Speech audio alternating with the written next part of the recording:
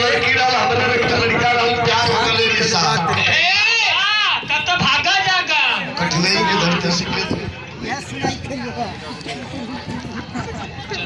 छन्नू यादव कठिनाई के धरती से 102 रुपया भैया कमा प्रणाम।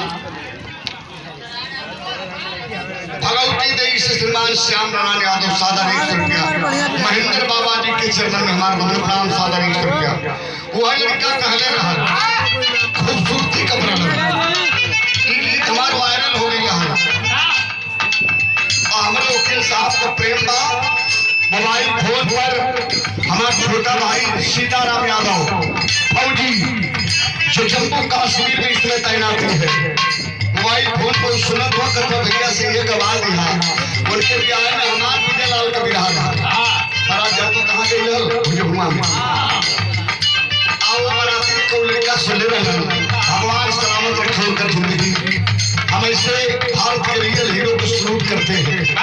वो बच्चा फोन हमारा छोटा भाई सीताराम यादव गीत का फरमाइश के नाम कौन गीत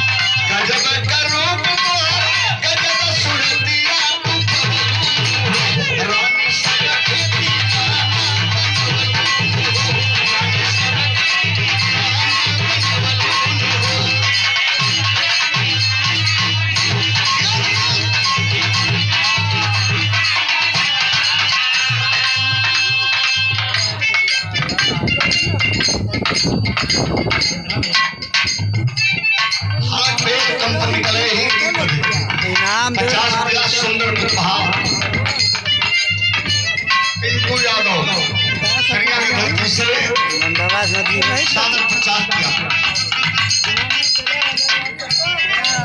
हमारे उमा यादव सरिया की धरती से 5 रुपया पुरस्कार।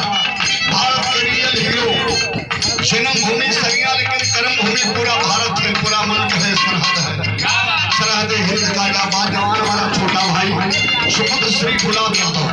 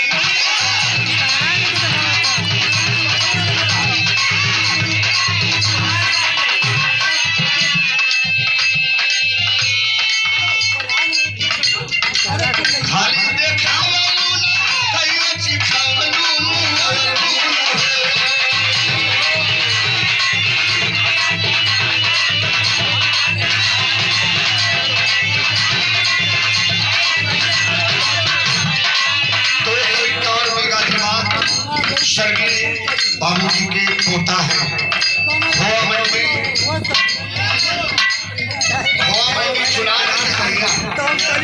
चुना यहाँ से सेल होकर वहाँ जाए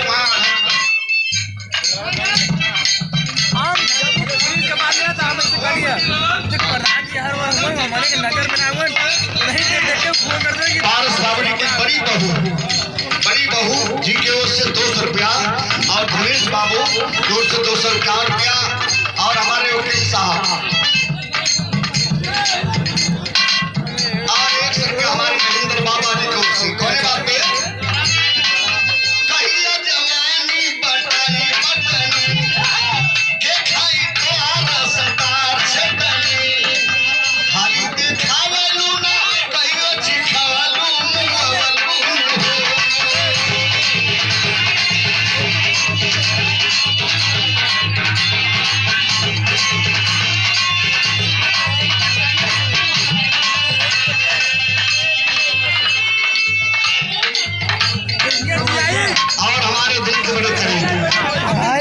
जिस नाम से मूल निवासियों का दिल धड़कता है, जिस नाम से हम पिछड़ा समाज का दिल धड़कता है, जिन्होंने समाजवाद का स्थापना करने काम की लोहिया जी के संकेत पे, जिनके नाम के आगे धरती पुत्र लगा, धरती पुत्र मानी मुलायम सिंह यादव, नेताजी का ही नाम आप पाए, हमारे भाई हैं। अरे एक बार आप लोग जोरदार सम्मान करें मुलायम भैया का नाम बड़ा प्यारा है, जिनका जलवा कहाँ है वो शख्स का नाम मुलायम है।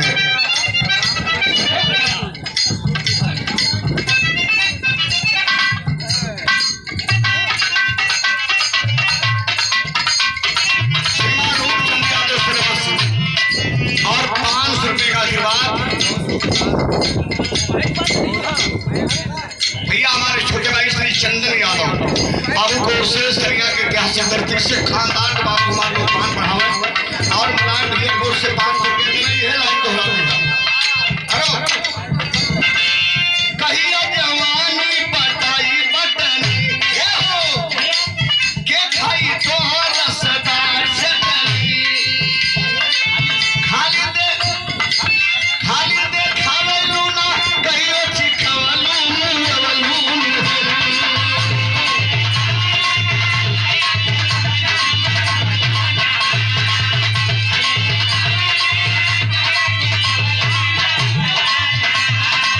खाली दे खावलू ना कहियो चिखवलू मुंगवलू, रानी सबके दीवाना बनवलू।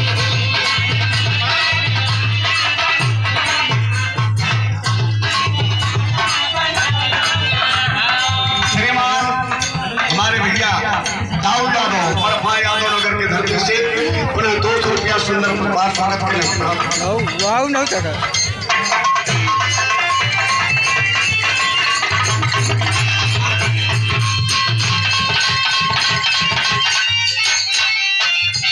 एक लाइन गा दे।